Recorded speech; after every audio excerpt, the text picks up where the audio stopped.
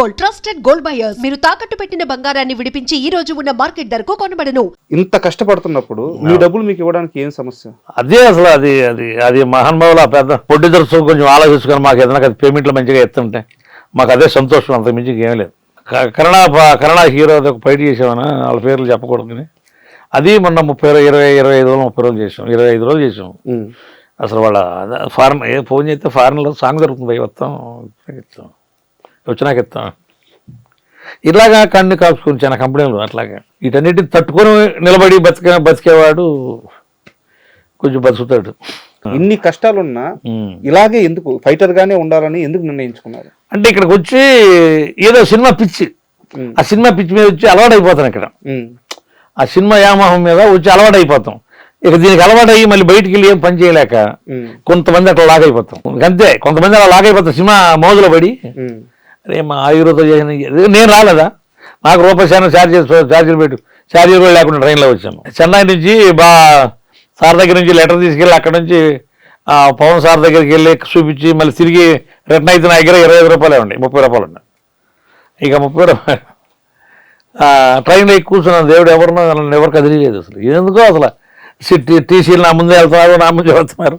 ఇదంతా రాసుందన్న, మీరు ఇండస్ట్రీకి రావాలి, 6 ఏళ్ళ సుదీర్ఘమైన ఒక కెరీర్ ని లీడ్ చేయాలి, 1000కి పైగా సినిమాల్లో నటించాలి, ఎంతమంది హీరోలకు దగ్గర అవ్వాలి, ఇన్ని లక్షల మంది, ఇన్ని కోట్ల మంది ఫ్యాన్స్ కి లేకుంటే సినిమా అభిమానులకి దగ్గర అవ్వాలి. ఇదంతా మీ నుదుటి మీద రాసుంది. లేకపోతే భగవంతు నాకు ఆ 30 రూపాయలు పెట్టుకుని సెంట్రల్ రైల్వే స్టేషన్ లో 3 రోజులు పడుకున్నాను.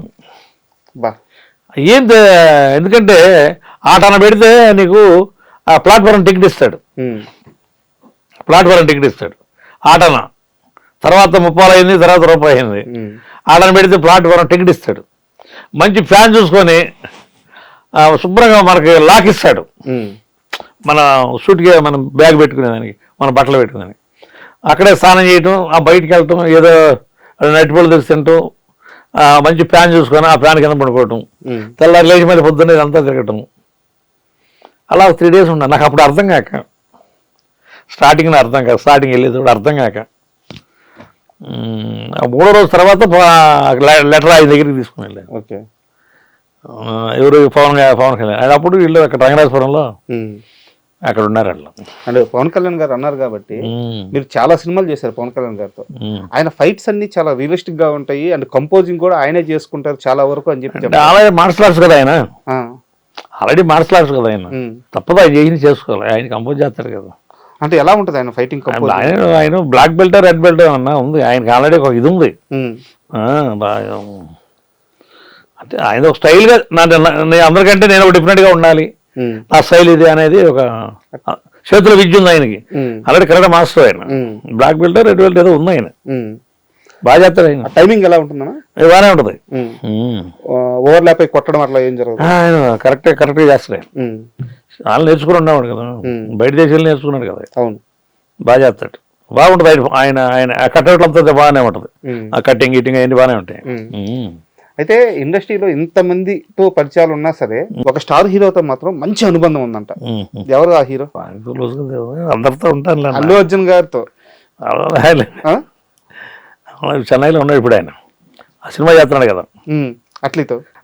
ఆయనకి నాకు ఆ సినిమా కానించి మా ఇద్దరికి బాగా కుదిరిందన్న. ఏది సరైనడు సినిమా కాడి నుంచి బాగా మా ఇద్దరికి లింక్ బాగా కుదిరింది. ఒక మంచి షాట్ చేశాను నేను, బాగా గొయ్యి తవ్వుతారు. ఆయన కొడితే లేచి ఆ దమ్మస్ తీసుకొని కొడతాడు, ఆ లేచి కరెక్ట్గా వచ్చేసి ఆ గొయ్యిలో తలకాయంతో ఎర్రాకి వెళ్ళిపోతాడు. ఆ రోజు నుంచి ఆయన బిత్రపోయాడు, సస్తాడు రావాడు డైరెక్ట్ దూకడం. ఇంకా రోప్లోనే ఆ హైట్కి వెళ్ళాను, ఆ హైట్ రోప్లో లాగుతారు, ఆ హైట్ లోకి వెళ్ళేసి కరెక్ట్గా వచ్చి ఆ బెజ్జాన పడ్డాను, మా తలకాయ ఎర్రా దొరబడిపోతుంది. అవును, షాట్ గుర్తు. అక్కడ నుంచి నాకు ఆయనకి ఒక చిన్న అనుబంధాలు పిలుస్తాడు మంచిగా. అద్దరి గురించి మొన్న కాకినాడలో కూడా బాగా ఇది పుష్ప కూడా చేశాను మారేడుమిల్లి ఫారెస్ట్ లో. పుష్ప 2 కూడా మన కాకినాడలో మంచిగా దగ్గరికి పిలిచి మంచిగా మాట్లాడి జాగ్రత్తగా ఇక్కడ జాగ్రత్తగా ఉంటాను కదా, పిల్లా జల్లా ఉన్నారు కదా, ఇక్కడ జాగ్రత్తగా ఉన్నాను. చిన్న కొన్ని సినిమాలు కొంచెం రికమెండ్ చేస్తాడు. నువ్వు అక్కడికి వెళ్ళి ఫలానా ఆఫీస్ కాడికి వెళ్ళు ఆయన ఫోన్ చేసి చెప్తారు. అంత అసలు ఆయన ఎంత పెద్ద స్టార్ హీరో అంత బిజీలో ఉండి ఆయన చెప్తాడు రామకృష్ణకి మాత్రం ఏదో ఒక సహాయం నన్ను చూస్తే ఆయన ఆయనకి మైండ్లో కట్టం పడిపోతుంది. చెబుతాడు పాపం. వాళ్ళకి కూడా రమ్మన్నారంటే చెన్నైకి కూడా. చెన్నైకి అది మొన్న ఎలా అవుతుంది అది చెన్నైకి. నేను దానికి వీళ్ళు రాజ్యసభకు లాక్కెళ్ళారు. మొన్న నేను అక్కడికి వెళ్ళాల్సింది, అది రాజ్యసభకు లాక్కెళ్ళారు. ఏదో 15 రోజులు చేసాం. చెన్నై వెళ్ళాల్సింది. ఆయనే మేనేజర్కి ఫోన్ చేసి వాడు కరీర్ ఉంటాడు పిలువాడిని ఆడ వేసుకుని వచ్చాయని చెప్పి ఆయన మా ఆఫీస్కి కూడా వచ్చాడు మేనేజర్. నన్ను పక్కకి పిలిచి బయట ముందు అని అనుకుంటాను, పక్కకి పిలిచి నేను రమ్మన్నాడు ఆయన, నువ్వు అయితే రెడీ అయిపోయాను మేనేజర్ గారు. ఈ లోపల మాస్టర్ల మాట నేను కాదని లేక రాజమలక్ష్మి ఇది రాజేశ్వర నేను దానికి కొంచెం వెళ్ళాను. అదే 15 రోజులు చేసాం, నెలదాకా చేసాం. అంటే సరైనోడు అన్న అప్పటికి సరైనోడు అంటే అప్పటికి ఒక టాలీవుడ్ వరకు టాప్ హీరో బన్నీ గారు. బట్ ఇప్పుడు కట్ చేస్తే పుష్ప 2 తర్వాత ఆయన అసలు ఆయన రేంజ్ వెళ్ళిపోయింది, పాన్ ఇండియా లెవెల్లో వెళ్ళిపోయింది. బట్ ఈ పొజిషన్కి వెళ్ళినా సరే మీలాంటి వాళ్ళని తన మనుషులు అనుకున్న వాళ్ళని గుర్తు పెట్టుకొని ఫోన్లు మంచిగా మాట్లాడతాడు. మంచిగా ఆ స్థాయికి వెళ్ళాను అనే ఐడియా అసలు అది అనుకో అసలు. నేను ఆ సముద్రంలో ఉన్న నాటుబళ్ళ ఇలా కొత్త ఉంటే దేంట్లో మన ఇది ఈ ఆ పుష్ప 2లో సముద్రంలో నుంచి బళ్ళు టేకి నాటుబళ్ళు లాక్కొస్తా ఉంటే నన్ను ఆఫ్ చేసి మరి అక్కడ మళ్ళీ కాళేరు కొడుకు పోయి జాగ్రత్త చేసుకున్నాను చిన్నగా లాక్కెళ్ళి.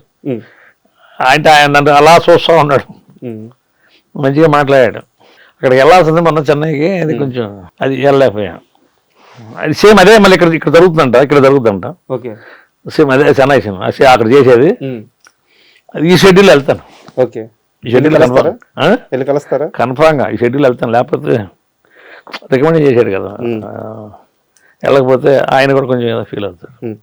అండ్ రామానాయుడు గారి ఫ్యామిలీ విషయానికి వస్తే మీకు పక్కనే, మీ ఊరికి పక్కనే అంటే వెంకటేష్ గారు నాకంటే నువ్వే ఎక్కువ సినిమాలు చేసావు పోరా అని చెప్పి అంత ఆప్యాయంగా పలకరించే మనిషి అంటే. అవును, ఎక్కి మామ షూటింగ్ వెళ్ళాను జమ్మూ కాశ్మీర్, అంత ఐస్లోనే ఐస్ గెట్ల పైన షూట్ ఫైట్.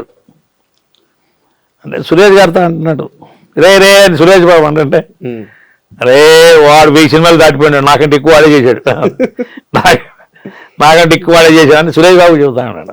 చాలా చోట్ల 5 సినిమాలు నేను బాగా చేశాను. ఎన్ని సినిమాలు వెంకటేష్ గారితో కూడా ఎన్ని చేశారు? వెంకటేష్ గారితో 10-12 సినిమాలు చేశాను. రాణా గారితో 2 సినిమాలే చేశాను నేను. మన హీరోల గురించి, మన మేకర్స్ గురించి చాలా గొప్పగా చెప్పారు.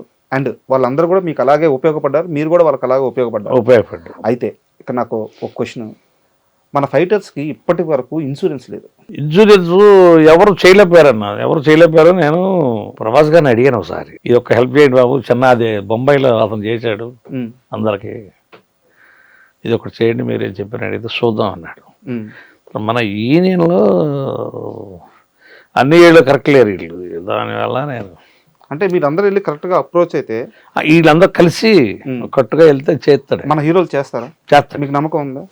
నాకు అందరు కాదు, నాకు ఆయన అయితే చేస్తాడు. ప్రభాస్ గారు చేస్తాడు, ఆయన ఒక్కరు చాలు.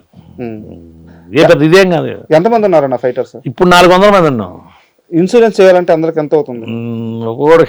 అది దాన్ని బట్టి ఉంటుంది. అది అక్కడ ఇప్పుడు చిన్నగా 2 లక్షలు చేయించుకోవచ్చు, 3 లక్షలు చేయొచ్చు, 4 లక్షలు, దాన్ని బట్టి ఉంటుంది. అది ఎంత అయినా కానీ ఆయన చేయగలడు. అంటే నేను ఒకసారి అడిగాను, అంటే షూటింగ్ కాడనే అడిగాను, అదే బొంబాయిలో అతను చేసాడండి ఫైటర్లు అందరికి, మీరు కూడా మంచి పేరు ఉంటుందండి అని చెప్పాను. ఇది ఎప్పుడు మీరు చిరంజీవి గారి దృష్టికి తీసుకెళ్ళలేదా మీ యూనియన్ కానీ ఎవరన్నా? అంటే ఏది దీనికే ఇన్సూరెన్స్ దే, ఎందుకంటే రోజు మొత్తం ప్రమాదాలతోనే మీరు అవును ట్రావెల్ చేయాల్సి ఉంటుంది. ఏ రోజు ఎవరికి ఏమవుద్దో తెలియదు. దృష్టికి తీసుకెళ్ళినా కూడా కొంతమంది వెళ్ళలేదు. యూనియన్ వాళ్ళు మరి అక్కడ ఇందాక వెళ్ళారో లేదని నాకు తెలియదు. అంటే నేనైతే సార్ని ఎప్పుడు అడగలే, ఈయనైతే గట్టిగా అడిగాను నేను. ప్రభాస్ గారిని అయితే అడిగాను, నానోడితో నేను అడిగాను. అంటే ఇప్పుడు హాట్ టాపిక్ వచ్చేసి మహేష్ బాబు గారు రాజమౌళి సినిమా SSMB 29 నిన్న రిలీజ్ చేశారు కదా, అది సూపర్, ఎక్కడో వెళ్ళింది. మీరు చేస్తున్నారా మూవీలో? లేదు, నా దానికి ఒక బ్యాచ్ ఉన్నారు సపరేట్గా. అర్థం కాదు అంటే బ్యాచ్ అంటే ఆ ఫైట్ మాస్టర్ వేరు, ఆ మాస్టర్ దానికి ఆయన వెనక మళ్ళా మన యూనియన్ ఫైటర్లే, ఆ మాస్టర్ గారికి ఒక బ్యాచ్ ఉంది. నేను వెళ్ళలేదు సరికి, వాళ్ళు చేస్తున్నారు దానికి. వాళ్ళు కంటిన్యూగా చేస్తూ ఉంటారు. నేను రాజమౌళి గారి సినిమాలు చేశాను కానీ పైగా బాబు మీకు క్లోజ్ కదా. దీనికి పోలా తెలుసు, దీనికి పోలా. దీనికి ఆయన క్లోజ్ అయిన మనుషులు ఎవరు వెళ్ళలేదు. అవునా? ఆయన రాజమౌళి గారు అంటూ ఆయనకు ఒక ఇది ఉంటుంది, అందరూ ఆయన దగ్గర వర్కౌట్ కాలేదు. ఆయన మైండ్ వేరే ఉంటుందమ్మా. అండ్ శ్రీమంతుల్లో ఆ మామిడి తోట సీక్వెన్స్ అంతా అంటే ఫైటర్స్ ని ఎప్పుడు కూడా కొడితే అలా ఎగిరిపడము, లేకుంటే వాళ్ళు ఏదో ఒక దెబ్బ కొట్టించుకోవడానికి మాత్రం ఫ్రేమ్ లోకి రావడం అలా ఉండేది. అందరికి ఒక్కసారి ఆ షర్ట్ లిప్ వేసి ఆ బాడీలో అట్లా ఎవరిది ఆ థాట్? ఎవరిది? డైరెక్ట్ గారిది ఇదంతా టోటల్ గా అదంతా పక్క పాట. డైరెక్ట్ గారు అన్ని రాసి పెట్టుకుని ఉన్నాడు. మాస్టర్ వచ్చినా కూడా మాస్టర్ నాకు అలా కాదు, మాస్టర్ నాకు ఇలాగా నాకు డిజైన్ చేసుకుంటాడు ఆయన. షుగర్ ఒక డిజైన్ చేసి చూపిస్తా ఉంటాడు, నాకు ఇలాగే కావాలి, నువ్వు ఏది చేస్తావు. ఆయన ఎన్నో చేశాడు క్రితం ప్రాక్టీస్లో. నాకు ఇవన్నీ కాదు, నాకు దీన్ని ఇట్లా నాకు ఈ టైప్లో చెయ్యాను అంతా షుగర్ ఐడియా అంతా. అంటే ఆ మహేష్ బాబు గారు అలా సైకిల్ వేసుకొని వస్తుంటే మీరు అందరూ అక్కడ వెనక రన్నింగ్ చేసుకుంటూ రావటం, ఆ కొస్తాను సంతకం పెట్ట అక్కడ ఆయన కొట్టడం, చేయబట్టుకు మెలేజ్ కొట్టడం, అదంతా డైరెక్ట్ గారు. అయ్యో పెద్ద ఆయన బుర్ర అంతా మామూలు బుర్ర కాదు. ఏమన్నారు మహేష్ గారు అప్పుడు? ఆ ఫైట్ చాలా కొత్తగా ఉంటది కదా. చాలా డిఫరెంట్గా ఉంది. అంటే ఆయనకి కూడా బుర్రకి ఎక్కలేదు, ఈ లగేటువంటి ఇదేంటి అన్నట్టుగా ఉంటుంది ఆయనకు కూడా. ఓకే, కనబడ్డది. అంటే ఆయన సినిమా మొత్తం ఆయన బుర్రలో ఉంది కదా. అవునవును, సినిమా మొత్తం డైరెక్ట్ గారు బుర్రలో ఉంది కదా, ఎలా వెళ్తుంది అనేది ఆయన ఊహించి చేసేది కదా. ఆయనకి అడ్డం తిరిగి అసలు ఎవరు అడ్డం చెప్పలేదు.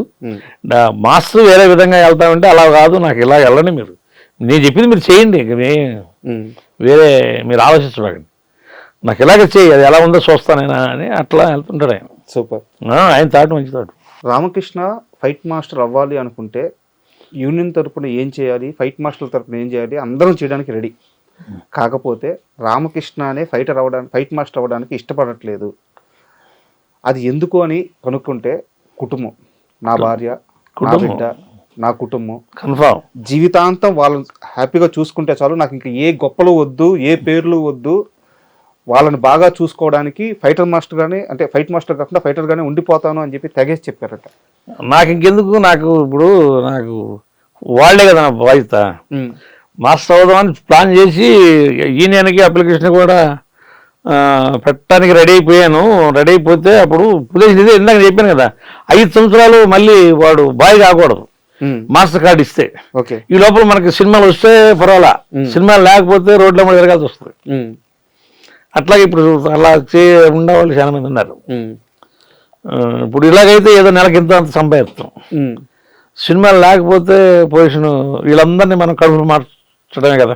ఎందుకు అంత బాధ్యత, అంటే అంత భయం దేనికి ఫ్యామిలీ పట్ల? అయ్యో వీళ్ళకి ఏదో అయిపోద్ది, నేను కష్టపడతాను. 5 సంవత్సరాలు మరి 5 ఏళ్ళు మరి మనం ఎలాగా 5 ఏళ్ళు మనం బయటగా చేయడానికి లేదు. ఒకడు మాస్టర్ కార్డు ఇచ్చాయంటే వాడు కథకి అంతే, వాడికి తాలుబెట్టు కట్టినట్టు. అంటే 36 ఏళ్ళ నుంచి ఫైటర్ గా ఉన్నప్పుడు మీ కళ్ళ ముందు చాలా మంది వచ్చి అలా మాస్టర్స్ అయిపోతా ఉంటారు అనమాట. వాళ్ళని చూసినప్పుడు ఎప్పుడు లాగదా? వాళ్ళంతా మాస్టర్లు అయిన వాళ్ళు వెనక మన బ్యాక్గ్రౌండ్ చూసుకుని మాస్టర్ అవుతాడు ఒక్కొక్కడు. ప్రతి వాళ్ళు ఇప్పుడు అయిన వాళ్ళందరూ అదే, వెనక మళ్ళా చూసుకొని ఈ 2 ఏళ్ళు ఖాళీగా ఉండే కూడా మనకు అవునులే, ఈ నెల ఈ సంవత్సరం అంతా ఖాళీగా ఉండే మనకు రొటేషన్ అవుతుంది ఈ పని, చూద్దాం మనం కూడా కాలం చూద్దాం అన్నట్టుగా అవుతారు. ఒక్కొక్కటి సక్సెస్ అయిపోయిన వాళ్ళు. మీ లైఫ్ అది కాదు, ఈ రోజు పని చేయాలా? నాకు వెనక లేదు, నేను కష్టపడితేనే. నేను ముందు ఓపెన్గా మాట్లాడతాను, ఓపెన్గా చెబుతున్నాను, నాకు వెనక ఏం లేదు. నేను కష్టపడితేనే నాకు ఇంట్లో ఫ్యామిలీ అని. మరి పిల్లల స్కూల్స్, వాళ్ళు నెల నెల ఫీజులని, కుడ్లని, పెన్ అని, బుక్స్ అని, ఇవన్నీ మళ్ళీ ఇంట్లో ఇది కొంచెం తట్టుకునే లోపల ఏదో మరి ఇల్లు కూడా కొనుక్కుంటే బాగుంటుందేమో ఇక్కడ అనే అదొక థాట్, అదొకటి ఏదో సెట్ చేసుకున్నాం. ఇదే ఇల్లు అయిపోయింది, కొంచెం పర్లేదు, మనం అనుకున్నది ఇక్కడ మనం సక్సెస్ అయ్యాం అనుకునే మళ్ళీ పాప, మళ్ళీ మ్యారేజ్, బాధ్యతలు, ఇంకెక్కడ ఊపిరి. ఎన్నేళ్ళు అవుతుంది అన్న పిల్లకి? నాకా 40 ఏళ్ళు అవుతుంది. 40 ఏళ్ళుగా ఒంటి చేత ఆ సంసారం మొత్తాన్ని ఎట్లా లాక్కొని రావటం కదా. ఇక హైదరాబాద్లో మా ఆవిడ కూడా నాకు చేదోడు, అదే బిజినెస్ పెట్టుకొని కొంచెం చేదోడుగా వాదుడుగా ఆవిడే బాగా నెట్టుకొచ్చింది. చాలా కష్టపడింది ఆవిడ కూడా. అంటే మీ లైఫ్ చూస్తుంటే ఒక కంప్లీట్ ఫ్యామిలీ మ్యాన్. అంతే ఇక ఎందుకంటే ఏది మనం దాటి ఒడ్డు అడిగేద్దాం అనే దానికి భయం వేస్తుంది. ఎందుకంటే కంప్లీట్గా దాంట్లోకి వెళ్ళామంటే మళ్ళీ ఫ్యామిలీ అండి. సూపర్. అయితే ఇప్పుడు నాకు తెలిసిన దాని ప్రకారం బాధ్యతలన్నీ తీరాయి. పాప సెటిల్, బాబు కెమెరామెన్ గా సెటిల్ అయ్యారు. సెటిల్ అయ్యి ఈయనకి మ్యారేజ్ చేయలేదు, మ్యారేజ్ చేయాలి. సో బట్ అంత ఫైనాన్షియల్ ప్రెజర్ ఉండకపోవచ్చు. అతి త్వరలో రామకృష్ణ ఫైటర్ రామకృష్ణని మేము ఫైట్ మాస్టర్ రామకృష్ణగా చూడాలనుకుంటున్నాము. అది మీరు పాసిబుల్ చేస్తారని కోరుకుంటున్నాము. Thank you.